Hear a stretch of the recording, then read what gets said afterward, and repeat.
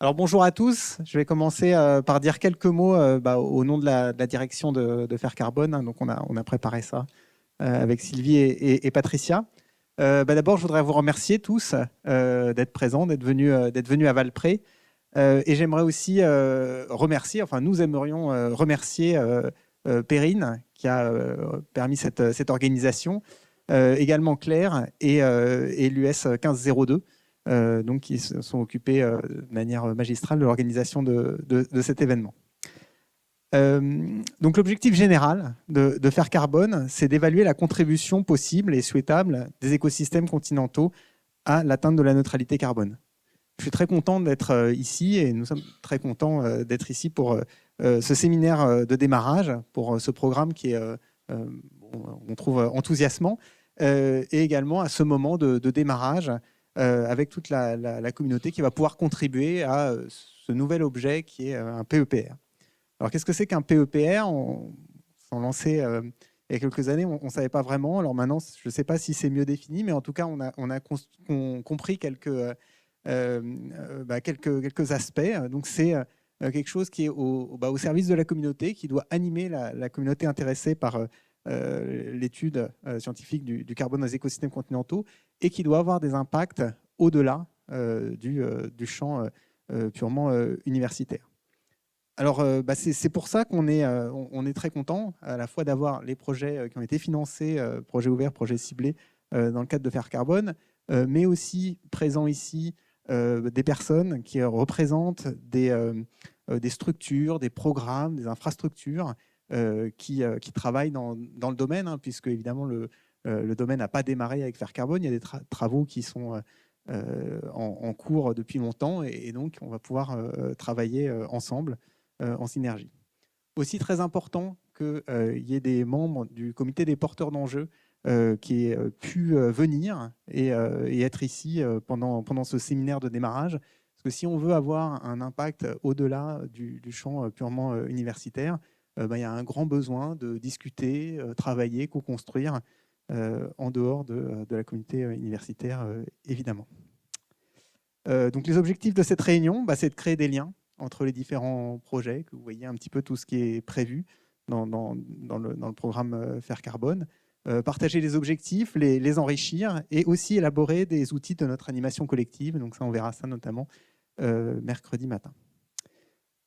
Donc pour ça, on avait imaginé faire ça en comité restreint, où on est quand même, on va être entre 90 et 100 demain, mais néanmoins avec un format qui permette à chacun de présenter, de discuter et d'échanger sur un certain nombre de points. Et donc le programme a été fait en conséquence, avec des moments de présentation qui sont intéressants et qui vont suivre des temps de discussion assez larges, donc soit via des tables rondes, soit via des sessions postères. Donc ce séminaire, c'est un one-shot, hein, puisque après le programme, s'il a l'ambition d'animer la communauté, on ira vers des événements ouverts à tous, pour que chacun puisse présenter les projets quand ils vont progresser et commencer à donner des résultats. Alors j'ai commencé mon intervention en disant que j'étais très content d'être là. Alors c'est vrai, mais en réalité, je pense qu'on souhaiterait tous ne pas avoir besoin de se demander quelle importance peuvent avoir les écosystèmes continentaux pour atténuer ou, à minima, ne pas aggraver le changement climatique. Donc si les défis scientifiques sont passionnants, la situation de l'évolution de nos émissions de gaz à effet de serre demeure malheureusement très préoccupante, comme vous le savez. Donc à notre sens, cette situation, ça donne une certaine responsabilité au programme, une responsabilité scientifique pour affiner les connaissances, mieux comprendre, proposer des choses, et aussi une responsabilité de diffusion de nos résultats auprès d'un large public. Donc cette responsabilité dont je viens de parler, Valérie Masson-Delmotte l'endosse avec une énergie et beaucoup de brio depuis plusieurs années. Et donc c'est pour ça qu'on a vraiment été très, très contents. Et donc on a un immense plaisir, un immense honneur d'accueillir Valérie, qui a eu la gentillesse d'accepter notre invitation pour ouvrir ce séminaire de démarrage. Donc, merci beaucoup, Valérie. Et donc, je laisse la place et je souhaite un bon séminaire à tout le monde. Merci.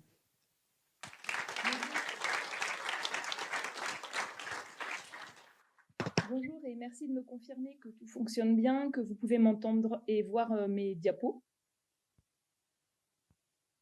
Est-ce que cela fonctionne bien? Oui, mais j'avais quitté le micro, du coup, mais ça marche très bien.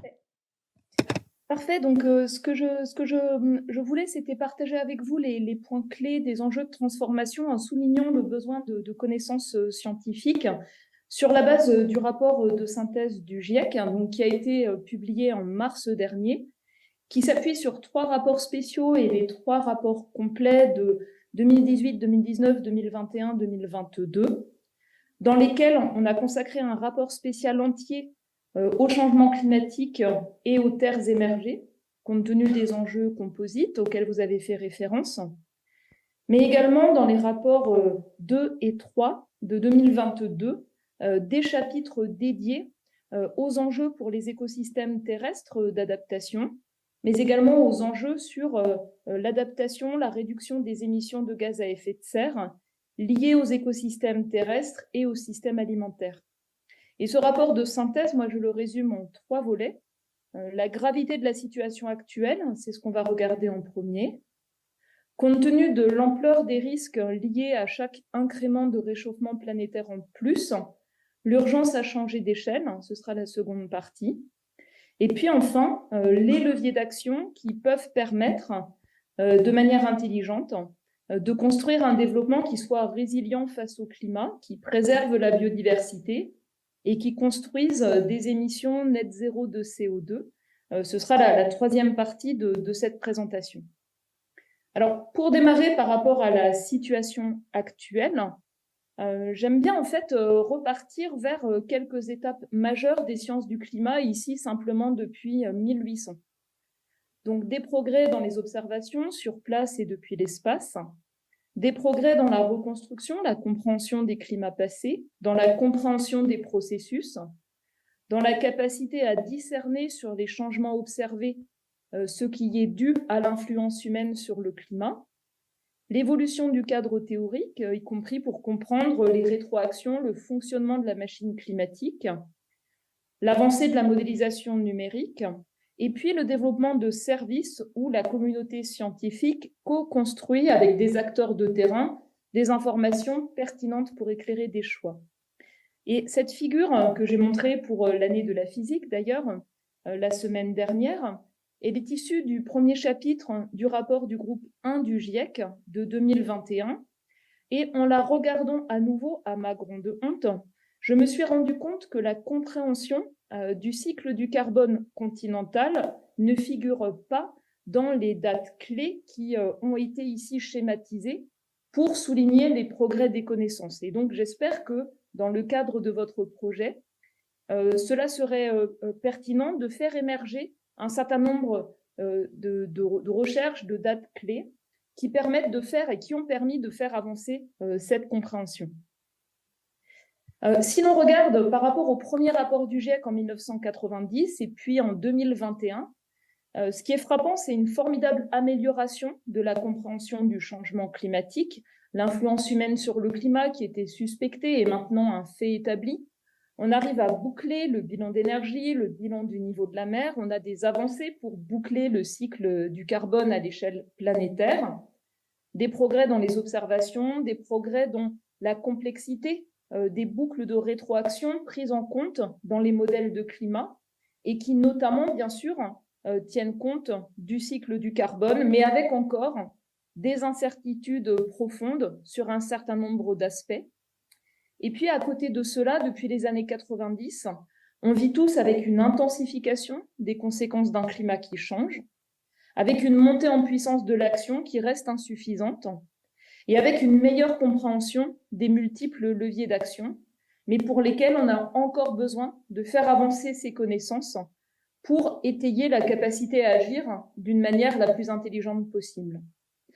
Donc l'action pour le climat qui monte en puissance, ce sont des politiques publiques qui ont permis d'éviter d'émettre chaque année plusieurs milliards de tonnes d'émissions de gaz à effet de serre en CO2 équivalent, Une innovation technologique qui se concrétise par une augmentation des capacités installées, notamment pour les renouvelables ou les batteries. Des politiques publiques d'efficacité énergétique, de maîtrise de la demande, de verdissement des villes, de ralentissement de la déforestation nette, des progrès de l'adaptation, mais qui restent souvent trop fragmentés, incrémentiels. Et on voit avec les pertes et dommages récents le décalage entre l'adaptation qui est mise en œuvre, la variabilité du climat d'aujourd'hui, sans parler de l'évolution climatique des décennies à venir. Et donc le rythme, l'ampleur de ce qui est mis en œuvre, mais aussi des engagements, reste insuffisant pour éviter une escalade de risques liés au changement climatique.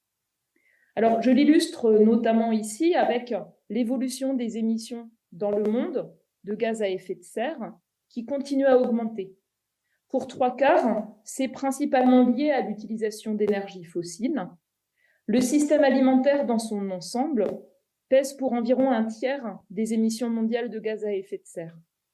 Bien sûr, il y a des contributions historiques et actuelles inégales, et ces tendances, avec une réactualisation jusqu'en 2022 que j'ai ajoutée, l'effet de la pandémie de Covid-19 et le rebond. Donc c'est la conséquence de tendances non soutenables liées à l'utilisation d'énergies fossiles, l'utilisation des terres, les modes de production, de consommation, les styles de vie, avec les 10% des ménages les plus émetteurs dans le monde qui pèsent pour 40% des émissions, avec une forte capacité à agir, et la moitié de la population mondiale, souvent dans des contextes hautement vulnérables, qui ne représentent que moins de 15% des émissions de gaz à effet de serre. Et aujourd'hui, on voit monter en puissance dans le monde des projets qui visent à utiliser les terres dans ces régions les plus vulnérables, qui ont le moins contribué, pour préserver des forêts, voire avoir des plantations artificielles, dans le but affiché de contrebalancer des émissions qui continuent à augmenter dans d'autres secteurs. Et cela fait partie des choses essentielles pour lesquelles le cadre réglementaire n'est pas à la hauteur des enjeux.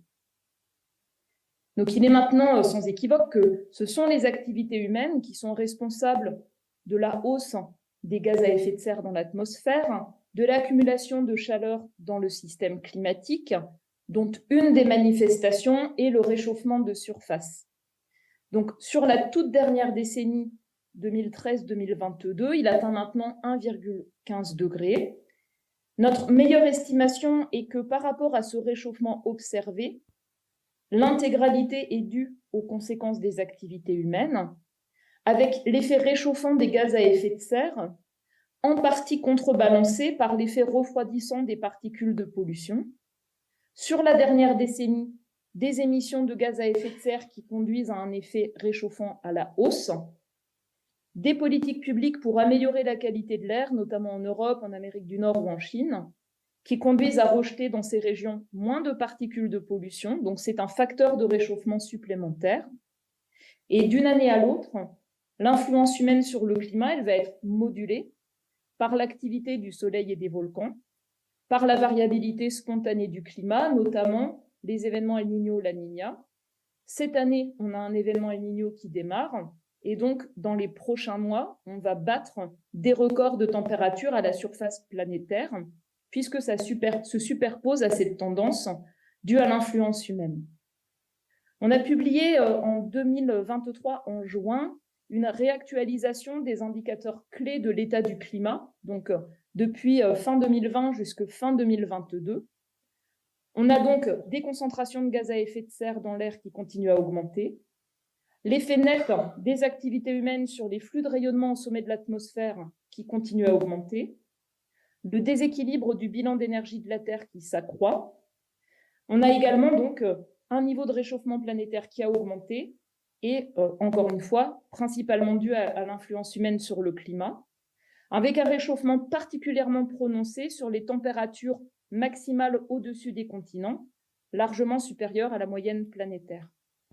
Vous voyez là le caractère exceptionnel de l'évolution de la température à la surface de la Terre pour cette année 2023, avec depuis juin des records de température et des augmentations mensuelles par rapport aux années précédentes, spectaculaires. Parmi les choses également nouvelles, c'est depuis quelques années un recul majeur de l'extension de glace de mer autour de l'Antarctique qui reste à comprendre.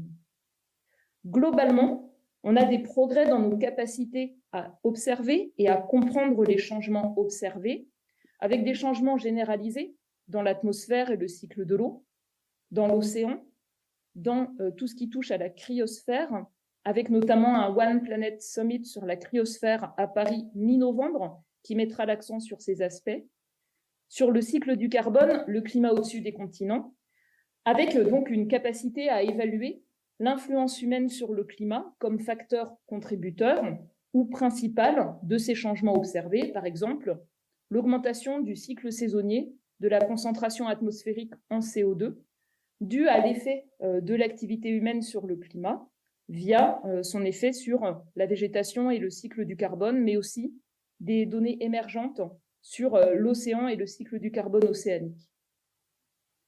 Une compréhension également plus fine sur la manière dont le réchauffement planétaire dû aux activités humaines dope les extrêmes chauds plus fréquents, plus intenses. Toutes les régions en rose sont des régions du monde comme l'Europe de l'Ouest ou le tour de la Méditerranée, où ces événements extrêmes chauds s'intensifient et les pointillés décrivent le degré de confiance sur des études à l'échelle d'événements spécifiques. Donc, l'accumulation de chaleur dope aussi l'occurrence de pluies extrêmes. À l'échelle planétaire, 7% de plus sur les records de pluie par degré de réchauffement. Et enfin, une atmosphère plus chaude transforme une période de pénurie de précipitations en sécheresse agricole liée à l'humidité des sols plus intense par l'augmentation de la demande évaporative. Ce qu'on observe également, c'est une augmentation des événements extrêmes composites, notamment les conditions chaudes, sèches, propices aux incendies, avec la réalité des événements de ces dernières années, largement plus intense que ce qui est attendu dans les projections dans de nombreuses régions, et puis des successions d'aléas simultanés ou récurrents qui affectent les écosystèmes et l'ensemble des activités humaines. Les communautés les vulnérables dans le monde, qui ont le moins contribué au réchauffement, sont affectées de manière disproportionnée. Vous avez là les émissions de gaz à effet de serre par personne et par pays, et un indice de vulnérabilité face aux aléas climatiques, avec environ la moitié de la population mondiale dans des contextes de vulnérabilité élevés, et la moitié de la population mondiale qui fait face à de graves pénuries d'eau qui peuvent être amplifiées du fait de l'influence humaine sur le climat. Donc, pour chaque région et au niveau planétaire, ce qu'on observe, c'est une généralisation d'impacts graves qui touchent bien sûr le vivant, les écosystèmes, la moitié des espèces étudiées qui se déplacent, des changements de phénologie, des épisodes aussi de mortalité de masse, les gorgones en Méditerranée, les récifs de coraux tropicaux, l'augmentation de la mortalité d'arbres et de dépérissement de forêts, et qui touchent directement ou via les services des écosystèmes, les sociétés humaines, y compris donc la disponibilité en eau, les rendements agricoles, les rendements des pêcheries, de multiples effets sur la santé et le bien-être, par exemple des effets directs de surmortalité lors des conditions très chaudes, mais aussi des effets sur la santé mentale liés aux déplacements contraints, des impacts par exemple de l'augmentation de la proportion des cyclones tropicaux de forte intensité sur les infrastructures des villes côtières, avec des dommages économiques qui persistent souvent plusieurs années après des événements de si forte intensité. Donc la situation aujourd'hui, ce sont des impacts dus au changement de multiples conditions physiques. On a identifié 33 facteurs climatiques générateurs d'impact, mais il y a besoin de mieux identifier les facteurs climatiques générateurs d'impact pour les écosystèmes, leurs fonctions, leurs services et la biodiversité, dont on sait qu'ils sont déjà aujourd'hui attribués à l'influence humaine et qui vont s'accroître avec chaque incrément de réchauffement. Donc ça peut être des effets chroniques, le recul des glaciers, la montée du niveau de la mer qui a accéléré, et ça peut être des effets aigus, par exemple lors des conditions propices aux incendies, dont on l'a vu notamment l'été dernier au Canada, sur l'intensité des pertes de carbone, à peu près l'équivalent de 2 ans d'émissions annuelles de l'ensemble de la population canadienne rejetée vers l'atmosphère du fait des incendies de forêt.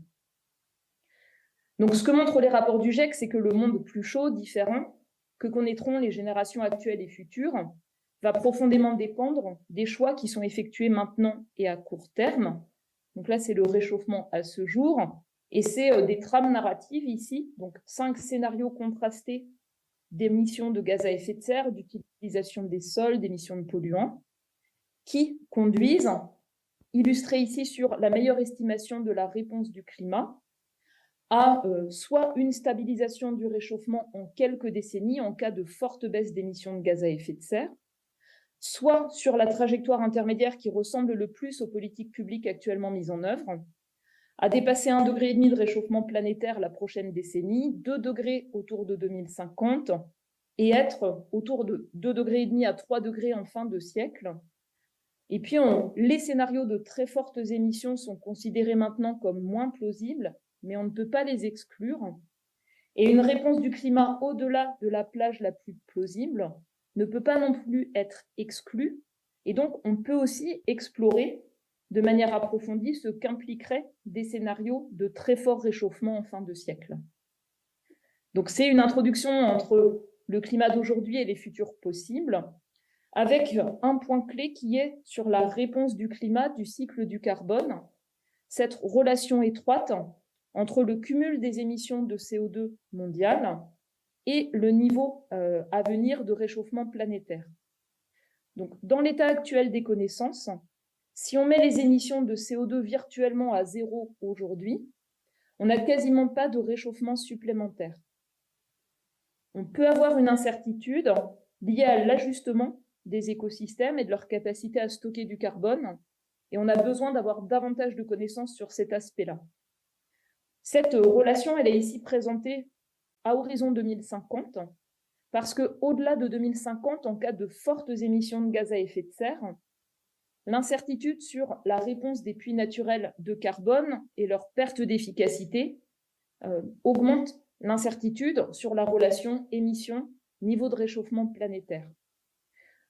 À horizon 2050, ça permet de relier une cible de réchauffement à ne pas dépasser, par exemple dans le cadre de l'accord de Paris sur le climat, 2 degrés ou 1,5 degré, et la marge de manœuvre résiduelle, qui est épuisée à hauteur d'à peu près 40 milliards de tonnes chaque année. Donc, c'est à nouveau le même graphique que tout à l'heure avec les bandes verticales qui représentaient de manière simplifiée l'évolution du climat. Donc là, c'est les 5 scénarios illustratifs que je décrivais tout à l'heure. Des modèles de climat simplifiés qui ont été utilisés, des émulateurs, pour classer les centaines de trajectoires socio-économiques qui sont développées dans la littérature scientifique, technique, économique, de sorte à pouvoir relier un niveau de réchauffement planétaire aux trajectoires d'émissions de gaz à effet de serre compatibles et à leurs caractéristiques, et de la même manière de relier une trajectoire donnée en trajectoire la plus plausible de réponse du climat. Donc pour moi, à retenir les 4 points clés, toute avancée dans la compréhension du cycle du carbone doit permettre d'améliorer ces émulateurs. Des trajectoires de fort réchauffement sont moins plausibles, mais ne peuvent être exclues, avec le besoin de mieux cerner l'évolution de la capacité de la végétation des sols et de l'océan à stocker du carbone dans un climat plus chaud. En cas de forte baisse des émissions, des effets discernables d'ici environ 20 ans. Et enfin, pour un horizon temporel donné, pour un niveau moyen de réchauffement donné, l'effet de la variabilité naturelle, par exemple, en 2022 en France, on a eu l'année record 2022, 3 degrés de plus que le climat pré-industriel. On avait 10% de probabilité d'avoir une année encore plus chaude pour le climat d'aujourd'hui. Et arriver à mieux traduire, communiquer et intégrer toute la plage des plausibles dans un niveau de réchauffement planétaire donné pour un horizon temporel donné est extrêmement important. Sur une trajectoire intermédiaire, ce qui ressemble le plus aux politiques publiques actuellement mises en œuvre, le niveau de réchauffement planétaire serait de plus de 2 degrés autour de 2050. Ça veut dire qu'en France, ce serait de l'ordre de 3 degrés. Et donc, ça veut dire que l'année record, 2022, serait l'année de climat moyen. Et donc, je vous laisse imaginer ce que seront les années records d'un climat 2 degrés plus chaud aux alentours de 2050. Et c'est cette information-là qui est importante à intégrer pour éclairer les stratégies d'adaptation, les stratégies de gestion de risque. Donc, ce qui est clair, c'est pour chaque incrément de réchauffement supplémentaire, les changements de climat moyen, d'extrême, dans chaque région, deviennent plus généralisés et plus prononcés. Donc, cela peut concerner les changements d'extrême chaud, ici, les changements de température du jour le plus chaud. Et vous voyez qu'une des régions où cette amplification des extrêmes chauds est la plus forte, c'est autour de la Méditerranée, avec un couplage assèchement et augmentation des extrêmes chauds. Ces extrêmes chauds vont aussi dépendre de l'utilisation des sols et de la capacité d'évaporation et de transpiration. Dans les régions qui apparaissent en jaune, ce sont des régions où, à mesure du réchauffement planétaire, on projette un assèchement graduel de l'humidité des sols, donc une aridification, avec des conséquences majeures pour les écosystèmes, pour la gestion de l'eau.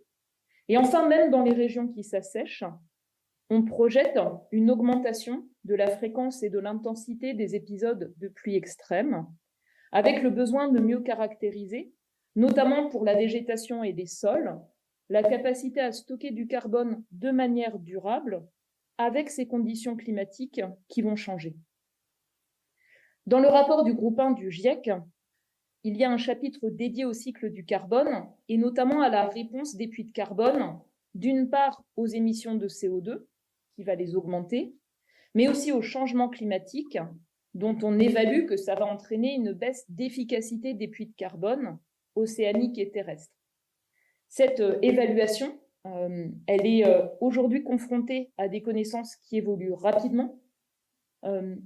La plus grande incertitude semble porter sur le puits de carbone continental, qui montre une plus forte variabilité annuelle et une plus forte dispersion également entre les différents modèles de climat. D'où l'importance de faire avancer les connaissances, puisque cela va affecter, d'une part, donc, la capacité de stockage sur les continents, mais d'autre part également par les flux de carbone qui changent, l'incertitude sur la réponse du climat pour un scénario d'émissions donné. C'est ce qui est illustré ici sur la concentration atmosphérique, où on voit que ce qui domine à horizon de fin de siècle, c'est les trajectoires d'émissions dues aux activités humaines, et que pour une trajectoire d'émissions donnée, la plage d'incertitude liée à la réponse des puits de carbone est très importante. Alors bien sûr, pour chaque incrément de réchauffement supplémentaire, il y a un ensemble de risques qui changent et qui vont dépendre à la fois par exemple, des aléas climatiques, ici les conditions de température et d'humidité dangereuses pour une activité physique en extérieur, mais elles vont également dépendre des actions de réponse mises en place. Par exemple, les risques pour la santé, morbidité, mortalité liées à la chaleur, dépendent pas uniquement du niveau de réchauffement planétaire, mais aussi des investissements dans l'accès au système de soins, de la planification de l'adaptation, qui peut intégrer le verdissement des villes, ou des pratiques agricoles de gestion des terres qui peuvent permettre de limiter la surchauffe estivale. Il y a également donc une évaluation des impacts sur ici le pourcentage d'espèces animales exposées uniquement à des conditions de température potentiellement dangereuses. Ça n'intègre pas les autres aspects liés au changement climatique. Et cela souligne, parmi les réponses face au changement climatique, les enjeux de conservation, protection, restauration des écosystèmes pour continuer à s'appuyer sur leurs fonctions et notamment la capacité à stocker du carbone. L'évaluation sur les écosystèmes terrestres, elle montre un ensemble de risques qui augmentent à mesure du niveau de réchauffement planétaire. Donc pour les dommages liés aux incendies, notamment autour de la Méditerranée, la dégradation des sols gelés, et les spécialistes des sols gelés et des flux de carbone viennent de publier des trames narratives qui explorent les processus associés à une incertitude profonde, de sorte à mieux communiquer en fonction de différents aspects, différentes briques de compréhension, quelles peuvent être les contributions des sols gelés sur les flux de gaz à effet de serre. Bien sûr également des aspects liés à des processus biologiques, par exemple pour la mortalité des arbres, et donc des risques de perte de carbone. Et aujourd'hui, on est sur parfois une incohérence entre ce qui est représenté dans les modèles de climat globaux, intégrés dans la partie physique du climat, et les points d'interrogation soulignés par les spécialistes des écosystèmes sur les processus biologiques, les différents types de perturbations et leurs effets sur la capacité des écosystèmes à stocker du carbone. Moi, ce que j'en retiens, c'est plus on limite le réchauffement à un niveau bas, plus on laisse un large éventail de réponses ouvertes, notamment la capacité à s'appuyer sur les écosystèmes et leurs fonctions. Et plus le niveau de réchauffement est élevé, plus certaines options d'adaptation fondées sur les écosystèmes vont perdre en efficacité. Alors, bien sûr, il y a des enjeux pour la production alimentaire.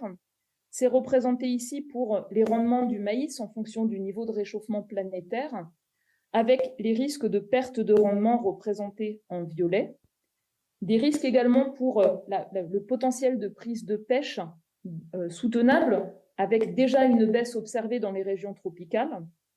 Et vous pouvez noter que toutes les zones qui apparaissent en hachuré, par exemple toute l'Arctique, beaucoup de régions ici des latitudes tempérées, beaucoup de régions, y compris aux latitudes tempérées ou tropicales, donc, sont des zones où il reste des incertitudes majeures avec des désaccords profonds entre les différents modèles existants, d'où l'importance de mieux comprendre les interactions entre les écosystèmes, le climat et leur capacité à stocker du carbone et les leviers d'action en termes d'adaptation. En termes d'insécurité alimentaire et notamment l'accès à l'alimentation, les risques vont dépendre à la fois du niveau de réchauffement planétaire, mais aussi des réponses à apporter, notamment la capacité d'adaptation des exploitants agricoles, la préservation du foncier pour la production alimentaire, les choix en termes d'alimentation des personnes qui ont les revenus les plus élevés. Et j'utilise juste ce graphique pour souligner à quel point dans les rapports du GIEC, toutes les options de réponse qui peuvent augmenter l'utilisation des terres pour des produits de substitution aux énergies fossiles, pour des cultures pour la bioénergie, pour des cultures supplémentaires visant le stockage de carbone ou des émissions négatives de carbone, peuvent exacerber les risques pour la biodiversité et en matière de sécurité alimentaire. Cela fait partie en fait des risques qui peuvent être liés aux réponses apportées face au changement climatique. Enfin, donc certaines des conséquences d'un climat qui change peuvent être irréversibles. Alors ça peut être le cas pour des écosystèmes particulièrement vulnérables. C'est aussi le cas par rapport à l'ajustement des glaciers de l'océan profond, du Groenland, de l'Antarctique et de la montée du niveau de la mer. Par rapport à la montée du niveau de la mer, elle aura des implications sur le littoral, le fonctionnement des écosystèmes, le stockage de carbone. Ça n'est pas intégré dans l'évaluation dans les rapports du GIEC à ce jour. On a déjà quasiment acté 1 mètre de montée du niveau de la mer sur plusieurs siècles par les émissions passées et l'ajustement lent. À horizon de la fin de ce siècle, le rythme et l'ampleur de la montée du niveau de la mer va dépendre de 2 choses. La première chose, c'est les trajectoires d'émissions de gaz à effet de serre avec un facteur du simple au double. Et la deuxième chose, c'est les processus associés à une incertitude profonde, notamment pour les calottes du Groenland et tout particulièrement de l'Antarctique, avec des possibilités d'instabilité abrupte. Une incertitude profonde est donc illustrée ici sous forme de courbe en pointillé. Donc c'est une trame narrative.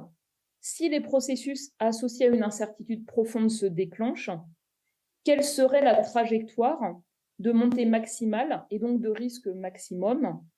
Et on a besoin, je pense, notamment par rapport au fonctionnement des écosystèmes et du cycle du carbone, d'utiliser ces approches de trame narrative, donc des successions de si alors, pour mieux décrire l'état des connaissances et leurs implications, sachant que la probabilité de changement abrupt ou irréversible augmente avec le niveau de réchauffement planétaire. Du côté de certains écosystèmes, je pense notamment du côté de l'Amazone, cela dépend aussi des pressions locales, de leur dégradation sous l'effet des pressions locales. Et donc, on a besoin de mieux communiquer et mieux intégrer ces aspects dans notre évaluation de l'état du climat et de ses conséquences. Dans les évaluations de risque dans les rapports du GIEC, on a essayé de rendre visibles les effets directs pour la santé, par exemple sur les extrêmes chauds en Europe, les effets indirects via l'état des écosystèmes, et puis d'illustrer donc quels sont les risques majeurs identifiés dans chaque région. Pour l'Europe, des risques multiples d'inondation, de pénurie d'eau, des risques sur les activités agricoles et puis des risques directement liés aux extrêmes chauds. Dans d'autres contextes, je pense notamment aux territoires d'outre-mer, un des facteurs clés de risque en cascade tient à l'état des écosystèmes et donc des ressources qui en dépendent, des services qui sont par exemple la protection du littoral et leurs conséquences en cascade, y compris sur des questions d'habitabilité. Donc mieux intégrer ce qui touche aux fonctions et aux services des écosystèmes, notamment la capacité à stocker du carbone, pourrait être rendu plus visible en travaillant sur la manière de l'intégrer visuellement dans l'évaluation de risque région par région. Et puis la dernière partie de ma présentation, donc compte tenu des futurs qui peuvent être ingérables, compte tenu de la partie inévitable des changements à venir, c'est comment accélérer l'action en intégrant l'adaptation à un climat qui change et l'atténuation. Donc si on revient sur les budgets carbone, la partie budget carbone résiduel qui permettrait de limiter le réchauffement à 1,5 degré, quand on la réactualise jusqu'à fin 2022, elle ne représente plus que la moitié de ce qui est présenté ici, 250 milliards de tonnes de carbone. Ce sera épuisé en 6 ans au rythme actuel d'émissions, donc d'ici à la fin de cette décennie. La marge de manœuvre qui reste pour limiter le réchauffement largement sous 2 degrés, elle serait utilisée simplement sur la durée de vie prévue des infrastructures fossiles existantes et déjà planifiées. Donc une traduction, c'est aussi de dire que respecter l'accord de Paris sur le climat n'est pas compatible avec de nouveaux investissements dans l'exploration et la production de ressources fossiles s'il n'y a pas captage et stockage associés avec des limites associées à ce potentiel. Donc, si l'on regarde des trajectoires qui permettent de limiter le réchauffement largement sous 2 degrés, ce sont les trajectoires en vert. Et vous voyez le décalage par rapport aux politiques publiques mises en œuvre et aux engagements faits par les différents pays du monde à horizon 2030. Sans parler du décalage par rapport à la baisse quasiment de 45% qui serait nécessaire à horizon 2030 pour limiter le réchauffement proche de 1,5 degré. Dans toutes les trajectoires évaluées, il y a une forte baisse des émissions de méthane dans toutes les trajectoires qui permettent de limiter le réchauffement à un niveau bas, parce que cela permet de contrebalancer la perte de l'effet refroidissant des particules de pollution qu'on émet lorsqu'on brûle des énergies fossiles. Donc c'est vraiment un aspect critique. Et sur les émissions nettes mondiales de CO2, donc les trajectoires de baisse, elles impliquent d'atteindre des émissions de CO2 à zéro net, voire net négative, pour contrebalancer l'effet d'émission d'autres gaz à effet de serre ou après un dépassement d'un certain niveau de réchauffement pour revenir à quelques dixièmes de degrés près en arrière, typiquement 1,7 degré à 1,5 degré en fin de siècle. Et ces trajectoires avec dépassement et retour, elles posent de multiples questions.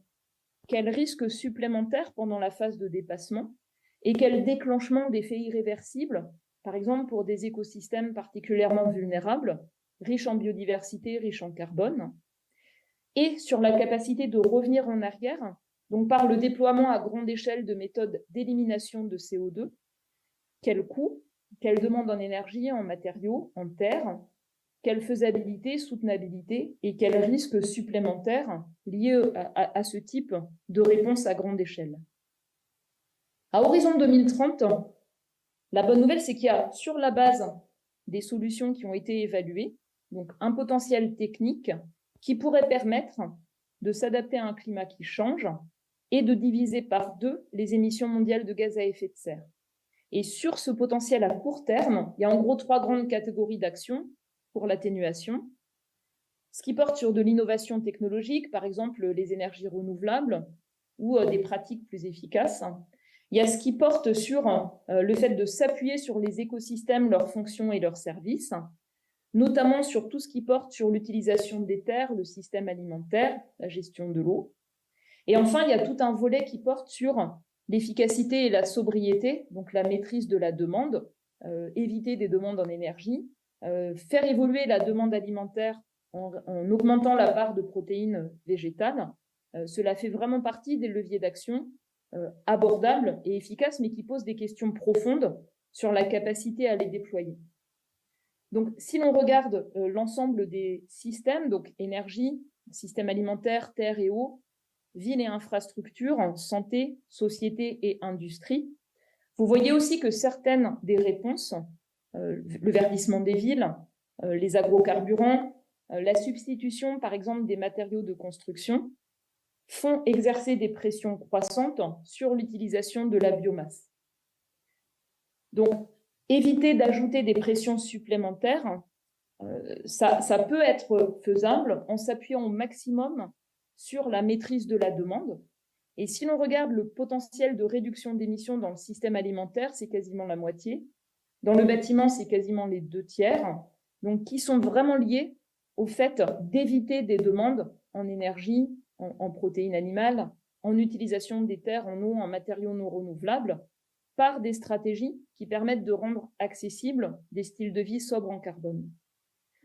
Donc, dans les rapports du GIEC, on regarde également les risques liés au changement climatique à l'angle des objectifs de développement soutenable. Et on regarde également les leviers de réponse que je décrivais tout à l'heure et leur profil en termes d'effets positifs, en bleu ici, ou d'effets régressifs, en orange, par rapport à ces objectifs de développement soutenable. Donc, l'évaluation d'ensemble, elle montre que l'accélération d'une action pour le climat, de manière équitable, est critique pour un développement soutenable.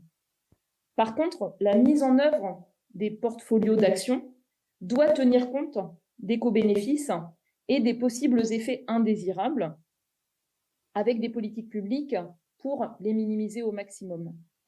Donc, les rapports du GIEC, ce n'est pas la feuille de route. La feuille de route, elle est à construire dans chaque contexte en tenant compte de ce que l'on gagne à construire des styles de vie sobres en carbone, qualité de vie, qualité de l'air, qualité des écosystèmes, santé des écosystèmes, et en tenant compte aussi des effets négatifs. Et votre travail sur le stockage du carbone, notamment sur les écosystèmes continentaux, peut permettre d'éclairer cela d'une manière plus approfondie. Bien sûr, actuellement, les financements qui permettraient le déploiement de ces leviers d'action ne sont pas à l'échelle. Et si l'on regarde le manque de financement pour permettre le déploiement de ces leviers d'action, vous voyez qu'il reste limité pour l'efficacité énergétique, il reste limité pour l'électricité, il est plus important pour les transports. Là, c'est le décalage entre les financements nécessaires et ceux qui sont réellement là. Et là où les financements manquent le plus, c'est pour permettre les transitions liées à l'utilisation des terres, l'agriculture et la gestion des forêts. Donc, mieux éclairer le besoin de financement, arriver à la débloquer, c'est aussi quelque chose qui va être critique pour permettre de mieux agir en s'appuyant sur la capacité des écosystèmes à stocker du carbone. Donc, au final, ce que je veux souligner, c'est à quel point ce sont des enjeux de transformation profonde, avec de nombreux points de décision, pour construire un développement qui soit plus résilient face au climat en tenant compte des facteurs climatiques générateurs d'impact, mais aussi des expositions et des vulnérabilités. D'autre part, pour construire un développement qui aille vers des émissions net zéro de CO2 et une baisse de l'effet net des autres facteurs sur le climat, avec des enjeux de coproduction de connaissances, des enjeux d'intégrer la dimension des écosystèmes dans le cadre d'une vision d'ensemble de transition de systèmes énergétiques, alimentaires, urbains et industriels et des transformations de société. Et donc, votre projet, votre programme, vos réflexions, ils peuvent aussi nourrir une meilleure compréhension des points d'inflexion possibles, mais aussi des contraintes croissantes posées par un climat qui se réchauffe sur les écosystèmes continentaux et leur capacité à stocker du carbone. Donc, je termine avec ce schéma du chapitre dédié au cycle du carbone du rapport du groupe 1 du GIEC, qui souligne les processus en jeu, les mécanismes de rétroaction entre le stockage géologique, entre les flux à l'interface continentale vers l'atmosphère, les émissions anthropiques et l'ensemble des boucles de rétroaction. Et ce sera vraiment extrêmement puissant d'arriver à avancer pour mieux identifier là où on a des incertitudes qui sont les plus profondes, d'arriver à décrypter quelles peuvent en être les implications, de sorte à mieux éclairer l'espace de prise de décision à cette interface cycle du carbone et climat. Et je termine en soulignant à quel point le renforcement, le partage de connaissances joue un rôle majeur dans l'action pour le climat, à travers nos pratiques, à travers les enjeux de montée en connaissances, mais aussi de perception de l'urgence, de nouvelles approches systémiques et du besoin d'information en appui à la prise de décision et pour le suivi des politiques publiques, mais aussi le besoin d'infrastructures, notamment l'engagement avec les collectivités territoriales, la co-construction d'informations spécifiques à chaque contexte, l'élargissement de services climatiques tenant compte des écosystèmes et de leur rôle pour le carbone, l'appui à la construction de politiques publiques intégrées, et enfin la capacité à répondre aux besoins de connaissances en intégrant toutes les sources, tous les éléments probants, toutes les formes de connaissances, y compris les connaissances des acteurs de terrain, avec des enjeux extrêmement importants d'appui aux pays en développement, mais aussi d'engagement plus large des citoyens du secteur privé, de la finance, y compris pour la recherche. Voilà, j'espère avoir fait un tour d'horizon qui pose en fait les enjeux et en vous remerciant par avance de votre rôle pour faire avancer ces connaissances critiques. Merci.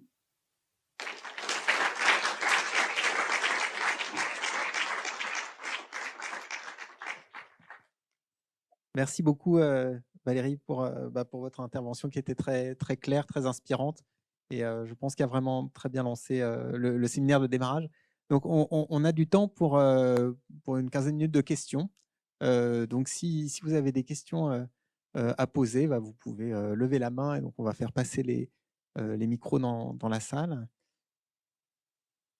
Alors, pendant que je vous laisse réfléchir, moi, j'ai une première question. C'est donc, vous avez parlé de la baisse d'efficacité des puits de carbone, et notamment continentaux, et en parallèle dans les actions, des possibilités de stockage ou d'atténuation liées au secteur des terres. Et donc, je me demandais si ces valeurs qui étaient indiquées, elles prenaient en compte cette éventuelle baisse d'efficacité du puits continental. Et de la même manière, vous avez quand même attiré l'attention à certains moments sur le fait qu'il pouvait y avoir des conflits d'usage entre ce stockage et d'autres services ou d'autres choses qu'on veut faire avec les écosystèmes continentaux.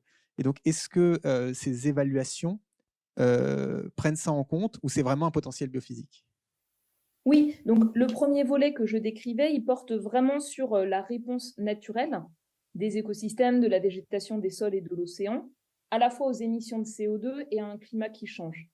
Le deuxième volet, il porte sur les actions qui peuvent être engagées, donc des pratiques de gestion qui sont en fait des actions ancrées dans un territoire donné, délibérées. Et d'ailleurs, c'est un des points pour lesquels on a un besoin considérable d'améliorer les inventaires d'émissions, parce que selon les pays et selon les manières de faire, parfois on va compter la partie réponse naturelle, parfois on va compter en fait les pratiques qui permettent d'augmenter le stockage de carbone, et c'est une source de confusion par rapport aux différentes approches pour les inventaires d'émissions de gaz à effet de serre qui doit être surmontée rapidement, je l'espère. D'accord, merci. Alors, est-ce qu'il y a des questions dans la salle? Ah, alors, Sébastien.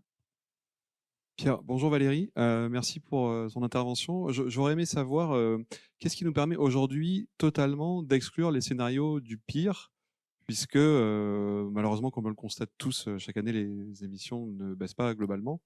On n'est pas à l'abri de mauvaises surprises. Donc, qu'est-ce qui nous permet de définitivement exclure ces... Enfin, tu n'as pas dit définitivement d'ailleurs, hein, mais qu'est-ce qui permet en tout cas de réduire la probabilité qu'ils surviennent? Oui, donc c'est l'évaluation qui est faite dans le rapport du groupe 3 du GIEC et qui montre qu'un scénario comme le SSP 5 8.5, le scénario de très fortes émissions, il n'est pas cohérent ni avec les politiques publiques actuellement mises en œuvre, en gros depuis le protocole de Kyoto et la suite, ni avec un certain nombre de ruptures qui permettent, par exemple, de produire de l'électricité bas carbone à un coût relativement abordable, notamment photovoltaïque. Donc ça, c'est vraiment l'évaluation sur on va dire plutôt les politiques publiques et l'économie de l'énergie qui le suggère, sachant que par ailleurs, on peut le voir de deux manières. C'est-à-dire, est-ce que c'est les scénarios qui comptent et la réponse la plus probable du climat? Une autre approche, c'est de dire, pour un scénario plus plausible, un scénario intermédiaire ou un scénario haut, mais pas le plus haut, dans ce cas-là, on peut aussi regarder toute la plage plausible de la réponse du climat. Donc, la meilleure estimation sur la base des contraintes que l'on peut exercer sur la sensibilité du climat. On a gagné à peu près un facteur 2 sur cette incertitude en contraignant les projections des modèles de climat. Mais on peut aussi regarder pour un scénario de ce type la queue de distribution de la réponse du climat. Donc, dans le rapport du groupe 1 du GIEC, on le regarde sous forme de trame narrative de fort réchauffement pour un scénario d'émission donnée. Et ça, on doit continuer à le faire. C'est extrêmement important de ne pas simplement centrer l'attention sur la réponse médiane.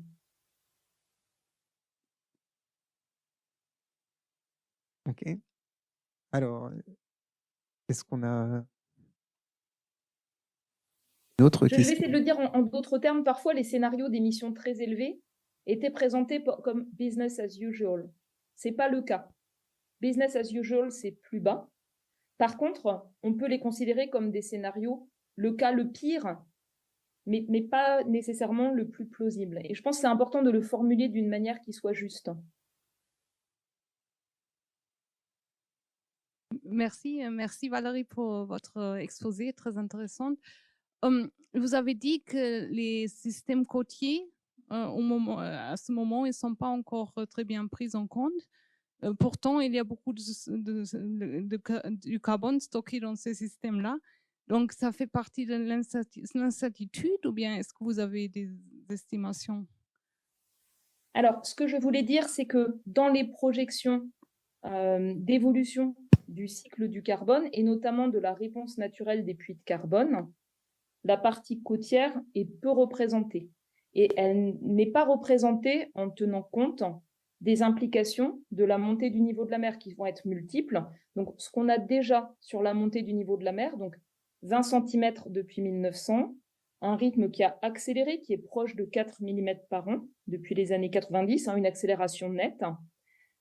Ensuite, donc, ce qu'on observe, c'est une augmentation des épisodes de niveau marin extrême, parce que quand la montée graduelle se superpose à la tempête du siècle, eh bien, on a une récurrence plus forte par rapport à ces niveaux records passés. On a également une augmentation d'épisodes d'intrusion d'eau salée dans différentes régions du monde, d'inondations chroniques à marée haute. Ça va se répéter notamment au cours de cette décennie. Et enfin, d'érosion du littoral ou de recul du trait de côte. Et arriver à mieux anticiper les implications de cela, je pense que c'est important parce que pour l'instant, ce n'est pas explicitement pris en compte. Par ailleurs, sur les écosystèmes côtiers, l'évaluation qui avait été faite, y compris dans le rapport spécial Océan et Cryosphère, c'était à échelle planétaire évaluer le potentiel de stockage de carbone dit bleu, en fait, par la restauration d'écosystèmes littoraux et côtiers, qui avait été, il me semble, un peu revu à la baisse sur l'état le plus récent des connaissances, avec notamment un atelier de travail commun entre le GIEC et l'IPBES, qui a eu lieu il y a quelques années, et qui soulignait les enjeux pas uniquement en termes de stockage de carbone, mais les enjeux de mieux cerner la vulnérabilité et la protection des écosystèmes qui sont riches en biodiversité et qui, dans certains cas, sont aussi riches en carbone. Oui, bonjour, Jean-Luc Schott de l'Institut de recherche pour le développement. J'avais une question. Comment vous envisagez le narratif que vous avez à l'échelle très globale, qui est pertinent, fondé, documenté, lorsque l'on s'intéresse cette fois-ci à des échelles beaucoup plus locales, et notamment pour des populations ou des pays, dans votre diagramme sur la question de la vulnérabilité faible émetteur, et est-ce que votre narratif change, et notamment dans des zones où il y a beaucoup de zones sèches, semi-arides, où le potentiel de stockage, que ce soit par la végétation et le sol, est relativement faible, et alors que dans ces zones-là, le cycle du carbone est tout aussi important. Donc, est-ce que vous envisagez un changement de narratif du fait de ce changement d'échelle, et en vous adressant à, on va dire, excusez du terme, à un public vraiment particulier, avec des contraintes particulières et notamment probablement plus par une entrée objectif de développement durable, sécurité alimentaire, pauvreté, que purement par une approche faites quelque chose pour stocker plus de carbone, qui a du sens, ou éviter que ça se dégrade. Merci. Oui, merci. C'est un point qui ressort très souvent. En fait, si je veux résumer les points qui ont été les 4 points que moi j'ai notés comme étant les plus sensibles lorsque les résumés à l'intention des décideurs des rapports du GIEC font l'objet d'une approbation par les représentants de tous les pays, qui est vraiment, c'est la dernière touche de la coproduction des rapports, et ça permet d'écouter en fait leurs remarques. Donc le point sensible sur la partie physique du climat, c'était les différents types de sécheresse et l'équité. L'équité a été sensible pour tous les rapports. Ensuite, sur la partie adaptation, la question des solutions dites fondées sur la nature, elle est rejetée, notamment par un certain nombre de représentants de pays africains qui, je pense, voient cela comme une forme de nouveau colonialisme vert et qui expriment des besoins, pas uniquement de solutions fondées sur la nature, mais d'infrastructures en dur et de systèmes de mutualisation de risques. Voilà. Et enfin, sur la partie atténuation, les 2 points sensibles, c'était la sortie des énergies fossiles, où en fait, pour que les rapports soient soutenus par tous les pays, il a fallu ajouter sans abattement, donc captage et stockage. Et enfin, l'évolution des pratiques alimentaires, où on avait mis une alimentation plus végétale. Et la formulation qui était acceptable pour des pays exportateurs de viande, c'était une alimentation équilibrée, saine et soutenable, ce qui est quand même beaucoup moins clair.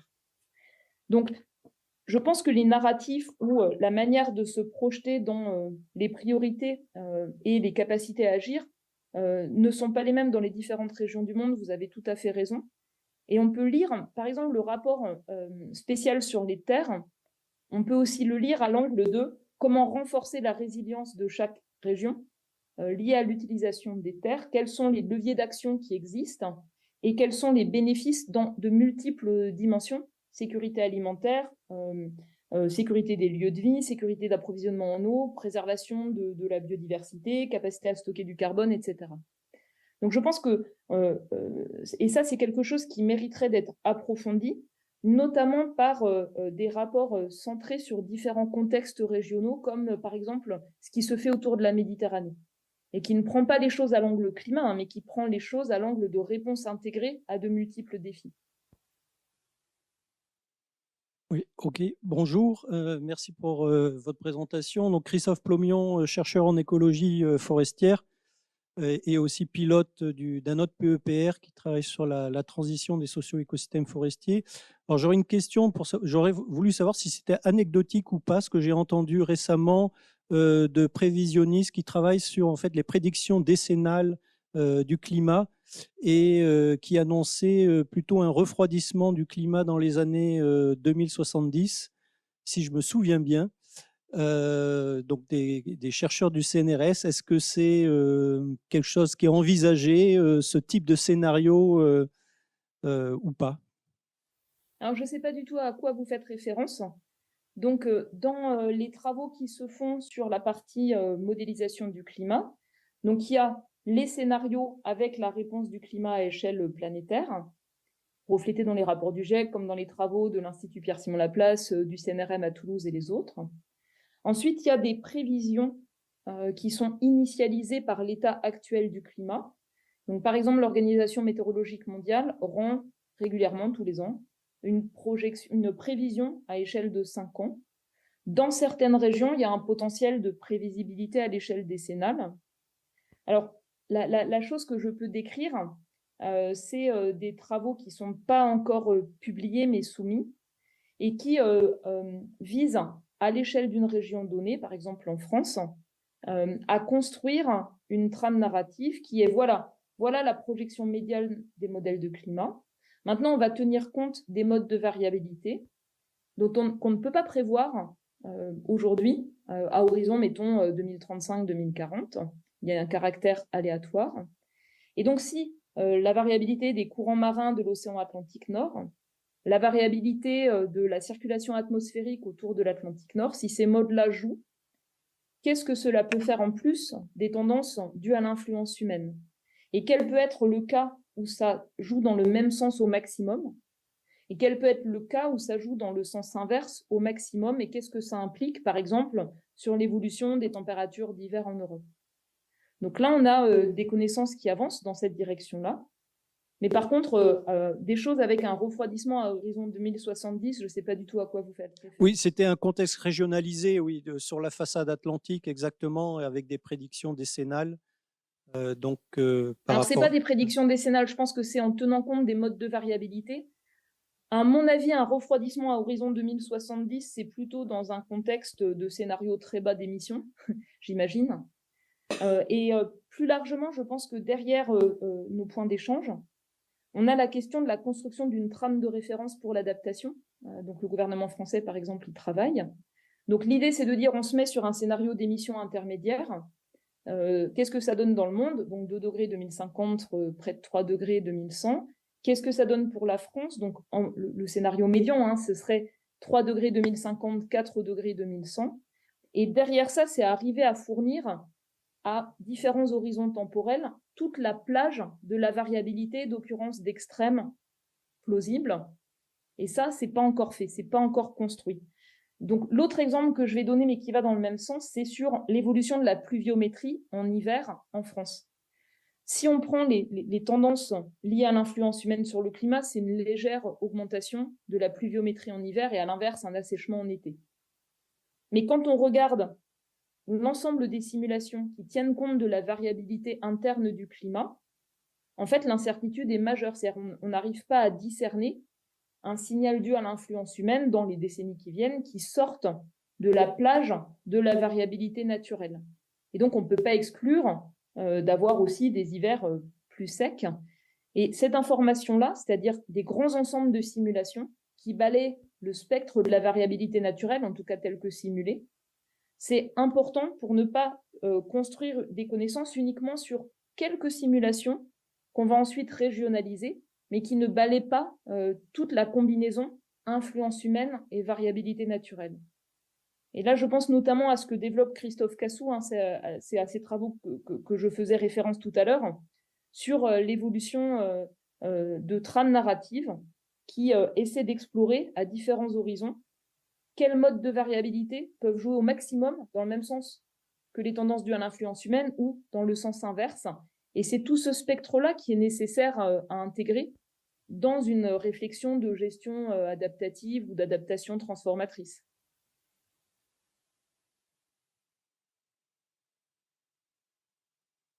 Josette Garnier, merci Valérie pour cet exposé. Moi, je me demandais, dans tout ce qui est évoqué, les scénarios me semblent beaucoup basés sur le high-tech. Et du coup, je me dis, en faisant référence aux propos de notre président il n'y a pas très longtemps sur la bagnole, la bagnole, ça veut dire l'électricité provenant du nucléaire, mais est-ce qu'on peut réellement faire confiance à ce high-tech? Parce que, du point de vue géopolitique, on risque d'être un peu court en ressources, quoi. Voilà, donc… Alors, donc, quand on regarde les scénarios, les 5 scénarios contrastés que je montrais tout à l'heure, ça balaie vraiment tout ce qu'on trouve dans la littérature scientifique, technique, socio-économique. Donc, c'est des narratifs très contrastés, de choix de développement qui mettent soit le curseur très fort sur la soutenabilité, soit la poursuite des tendances actuelles, soit des mondes de rivalité croissante avec des formes de développement très hétérogènes en fait, entre régions, à l'intérieur de chaque région, voire des inégalités croissantes. Donc ça, c'est derrière les scénarios. Après, l'autre volet, c'est derrière les leviers d'action. Je pense que vous faisiez référence à ça, donc le potentiel de baisse d'émissions à horizon 2030. Et quand on regarde dans le détail, il y a vraiment 3 volets. C'est-à-dire s'appuyer sur les écosystèmes, maîtrise de la demande, notamment dans les pays riches, évidemment, et dernier volet, innovation technologique. Et les 3 sont indispensables. Et quand on regarde le potentiel de baisse d'émissions, toutes les approches qui s'appuient sur une forme de sobriété, c'est-à-dire éviter des demandes, c'est considérable dans le secteur de l'alimentation, dans le secteur du bâtiment, des transports terrestres. Ça, par contre, ça a plus de mal à rentrer dans un narratif engageant, dans une vision qui soit partagée, sauf en cas de crise d'approvisionnement énergétique. Donc, je pense que la question que vous posiez, c'est quels narratifs politiques sont choisis. Mais derrière ça, dans les éléments factuels, on n'oppose pas solution technologique ou approche sobre ou frugale ou approche qui s'appuie sur des écosystèmes. C'est les trois dont on a besoin. Et personnellement, j'aurais bien aimé entendre, j'adore la bagnole petite, légère et qui roule pas vite sur autoroute, le train et le vélo, par exemple. Mais malheureusement, c'est pas ce qui est ressorti. Merci, merci Valérie pour les réponses et puis pour ce séminaire. Donc effectivement, on peut t'applaudir encore.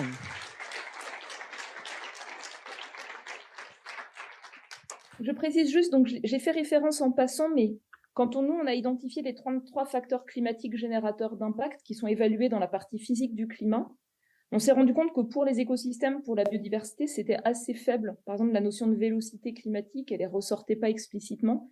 Et là, je pense qu'il y a vraiment besoin de faire avancer les choses à l'interface en fait entre les deux communautés et que ça peut être quelque chose qui peut avancer relativement rapidement. Donc, ça me semble important à poursuivre. Merci. Alors ça c'est en plus une anticipation sur demain où il y aura une présentation du PEPR Trax. Et donc effectivement, c'est une piste qui est sans doute prometteuse. Donc merci. On va devoir passer à la suite. Et merci beaucoup d'avoir pu te libérer pour donner ce séminaire. Parce qu'évidemment, tu es super occupé. Et bon lancement. Merci.